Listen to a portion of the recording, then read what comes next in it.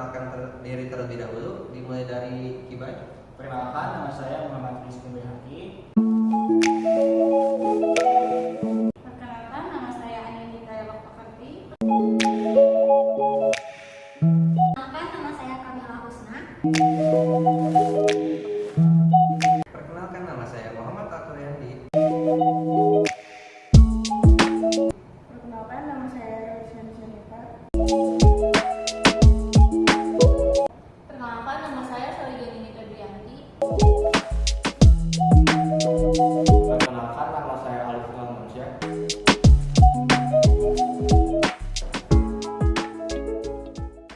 Pergi ke taman di akhir pekan. Cakep. Ke taman yang bareng Bu Asih. Cakep. Cukup sekian kami ucapkan. Mohon maaf dan terima kasih. Wassalamualaikum warahmatullahi wabarakatuh. Baik, selanjutnya kita akan mempresentasikan pernyataan standar akuntansi pemerintahan. Nah, materi yang pertama itu adalah peran utama standar akuntansi pemerintahan. Standar akuntansi pemerintahan berisi prinsip atau ketetapan akuntansi mengenai bagaimana kriteria penyusunan serta penyajian laporan keuangan dalam lembaga pemerintahan. Peran utama standar akuntansi pemerintahan antara lain: yang pertama, sebagai prosedur yang dipakai oleh akuntan pemerintahan dalam menyusun serta menyajikan laporan keuangan. Yang kedua, sebagai keputusan yang ditunjukkan oleh auditor mengenai sesuai atau tidaknya penyajian laporan keuangan dengan standar akuntansi yang berlaku. Ketiga, sebagai pemahaman yang diterapkan oleh pengguna laporan keuangan mengenai implementasi informasi dalam laporan keuangan. Yang keempat, sebagai peningkatan mutu laporan keuangan, antara lain konsistensi, komparasi, pemahaman, relevansi, dan keandalan laporan keuangan. Yang kelima, sebagai tolak ukur dalam menyusun sistem akuntansi, di mana hasil sistem akuntansi harus menuruti ketetapan akuntansi. Pada dasarnya, standar akuntansi pemerintahan menjelaskan, yaitu definisi masing-masing akun, di mana terdapat akun aset, kewajiban, ekuitas, pendapatan, dan beban. Selanjutnya, pengakuan suatu transaksi terhadap akun, di mana setiap transaksi dicatat dengan sistem akrual. Yang ketiga, mengukur sebuah transaksi terhadap akun tertentu. Yang keempat, menilai masing-masing akun yang menjadi pelaporan dalam laporan keuangan. Yang kelima, cara melaporkan dan mengungkapkan. Materi yang selanjutnya mengenai standar akuntansi pemerintahan di Indonesia. Komite Standar Akuntansi Pemerintah yaitu adalah lembaga yang menetapkan standar akuntansi pemerintahan di Indonesia. Menurut riwayat, pengembangan standar akuntansi pemerintahan di Indonesia memiliki dua pokok undang-undang yang menjelaskan standar akuntansi pemerintahan. Yang pertama ada PP nomor 24 tahun 2005 dan juga PP nomor 71 tahun 2010 mengenai standar akuntansi pemerintahan. PP nomor 24 tahun 2005 kemudian digantikan oleh PP nomor 71 tahun 2010, di mana PP nomor 24 tahun 2005 menerapkan standar pencatatan kas mengarah akrual atau cash toward accrual basis, sedangkan PP nomor 71 tahun 2010 menerapkan standar pencatatan akrual penuh atau full accrual basis. Dia menjadi perbedaan antara penerapan standar pencatatan kas mengarah akrual dengan standar pencatatan akrual penuh dalam standar akuntansi pemerintahan di Indonesia, yaitu di mana standar akuntansi pemerintahan dengan standar pencatatan kas mengarah akrual adalah standar yang mengungkapkan pendapatan, belanja, dan pembiayaan secara kas serta mengungkapkan aset, kewajiban, dan ekuitas secara akrual. Adapun standar akuntansi pemerintahan dengan standar pencatatan akrual penuh adalah standar yang mengungkapkan semua akun, baik itu pendapatan, belanja, pembiayaan, maupun aset, kewajiban, serta ekuitas secara akrual penuh. SAP menuju akrual PP nomor 24 tahun 2005.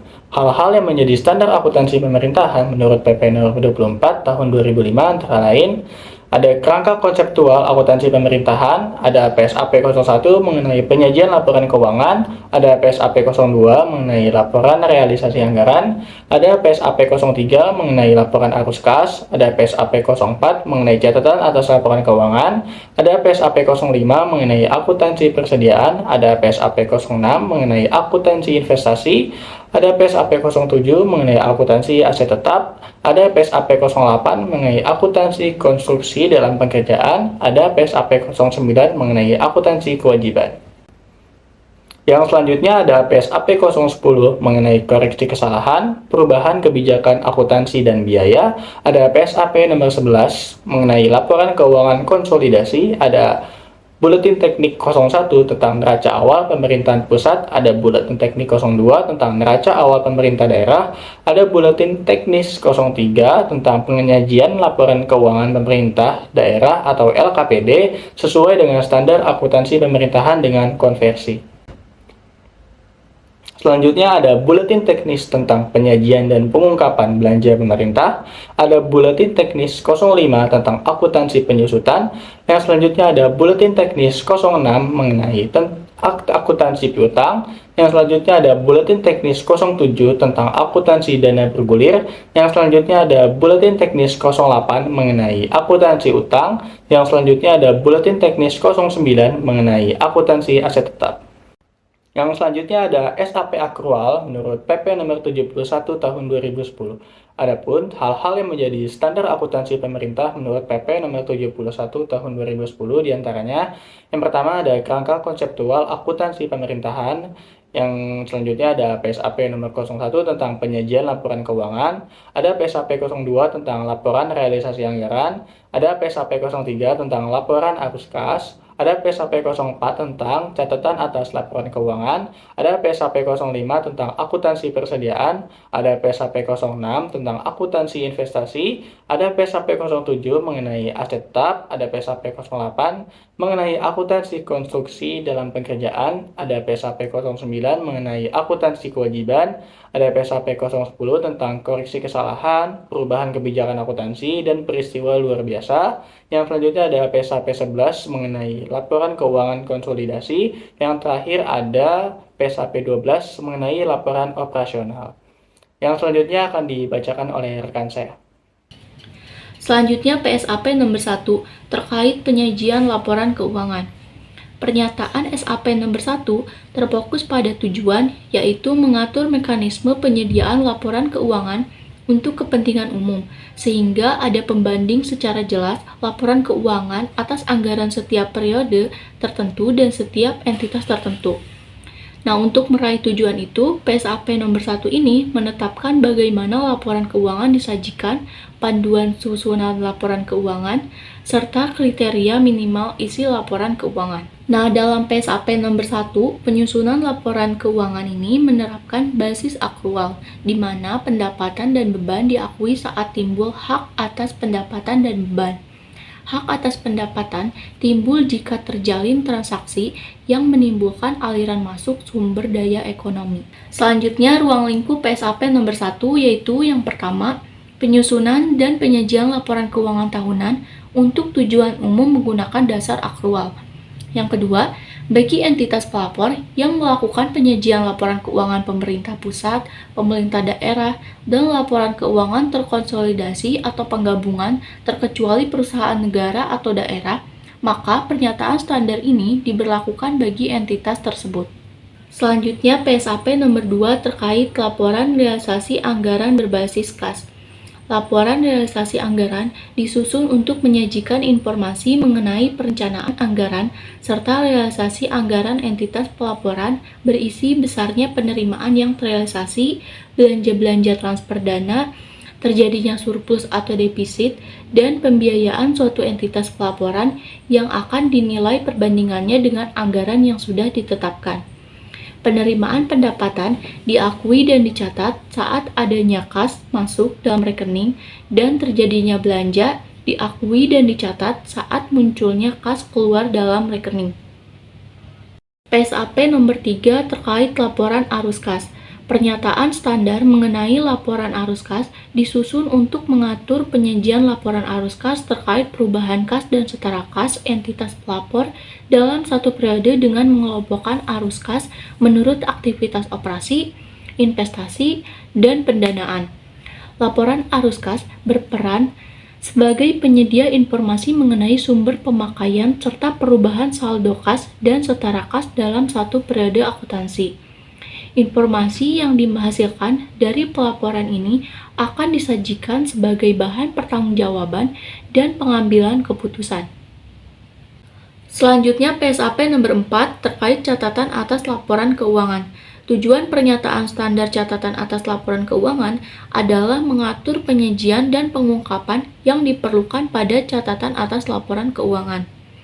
CALK ini disusun untuk meningkatkan transparansi atau keterbukaan laporan keuangan dan meningkatkan pemahaman yang lebih baik kepada para pemakai laporan mengenai informasi keuangan pemerintah. Setiap entitas pelaporan diharuskan untuk menyajikan CALK sebagai bagian yang tak terpisahkan dari laporan keuangan untuk tujuan umum. PSAP nomor 10, koreksi kesalahan, perubahan kebijakan akuntansi, dan peristiwa luar biasa. Pernyataan standar ini sebagai pedoman dalam melakukan koreksi atas kesalahan mencatat, kebijakan akuntansi yang berubah, dan peristiwa akuntansi yang luar biasa. Yang pertama itu ada koreksi kesalahan. Koreksi kesalahan harus segera dicatat koreksinya jika sudah diketahui, karena koreksi kesalahan bisa berpengaruh terhadap penambahan atau pengurangan kas. Yang kedua, perubahan kebijakan akuntansi harus dilakukan jika suatu kebijakan akuntansi yang terkini diwajibkan oleh peraturan perundang-undangan yang berlaku, atau jika adanya kemungkinan bahwa perubahan kebijakan tersebut menghasilkan keandalan dan relevansi dalam pelaporan keuangan entitas. Yang ketiga, peristiwa luar biasa adalah suatu kebijakan atau transaksi yang berbeda dari operasional normal, yang biasanya timbul karena peristiwa tak terduga atau darurat yang jarang terjadi. Misalnya realisasi anggaran yang sangat besar karena pemulihan usaha akibat bencana alam yang tidak akan dilaporkan dalam laporan anggaran karena realisasi ini sulit diantisipasi. PSAP nomor 12, laporan operasional. Pencatatan laporan operasional menyediakan informasi mengenai aktivitas operasional yang dilakukan oleh sektor publik sesuai dengan program yang direncanakan, menimbulkan pengaruh terhadap pendapatan beban, serta surplus atau defisit operasional. Laporan ini menyajikan informasi mengenai kinerja operasi dari perbandingan antara laporan saat ini dengan laporan pada periode sebelumnya. Laporan ini menyediakan informasi mengenai besarnya beban yang ditanggung pemerintah dalam menjalankan pelayanan operasional, serta evaluasi kinerja pemerintah yang dicapai dalam hal efektivitas dan efisiensi dari kegiatan operasional yang sudah dilakukan.